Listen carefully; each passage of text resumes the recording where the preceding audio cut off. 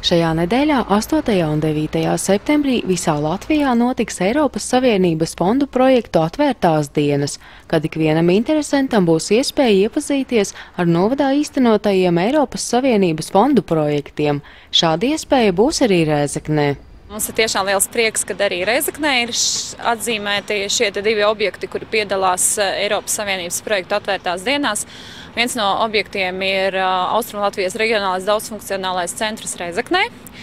Un mēs jūs gaidīsim 8. septembrī no 12. līdz 4. kad jebkuram cilvēkam būs iespēja iepazīties ar to, kas šai projekta ietvaros tiek veidots, kādas iespējas būs pieejamas šai objektā, un arī kopēja informācija par Eiropas Savienības projektu īstenošanu Rēzeknē. Savukārt jau atklātajā Austrumlatvijas radošo pakalpojumu centrā šo sestdienu apmeklētājus gaida nevien iepazīšanās ar projekta gaitu, bet arī dažādas interesantas aktivitātes. Ļoti labi, ka 8.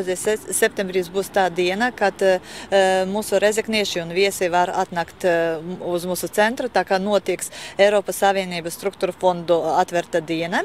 Un mēs sāksim strādāt no 9 līdz 4 vakarā. Mums notieks gan radošās darbnīcas strādās, gan visādas aktivitātes, neliels koncerts būs un jauniešu orientēšanas spēle būs.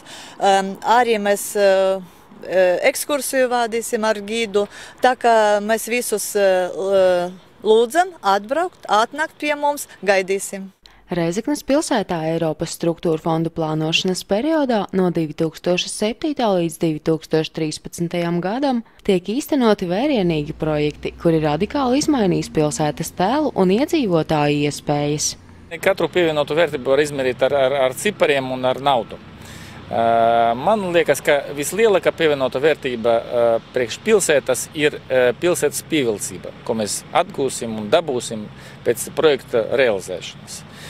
Pie mums brauks turisti, no mums nebrauks uz ārzemēm Rēzeknes iedzīvotāji, viņi paliks šeit, jo principā tas, kas notiek Rēzeknē, ir tas, ka faktiski šeit var dzīvot pilnvērtīgu dzīvi. Projektu dienās no vairāk nekā 5000 Eiropas Savienības fondu finansēto projektu apskatei būs atvērti vairāk nekā 150 Eiropas sociālā fonda, Eiropas reģionālā attīstības fonda un koheizijas fonda finansētie projekti visā Latvijā. Vairāk informācijas un apskates objektu karte pieejama mājaslapā www.esfondi.lv.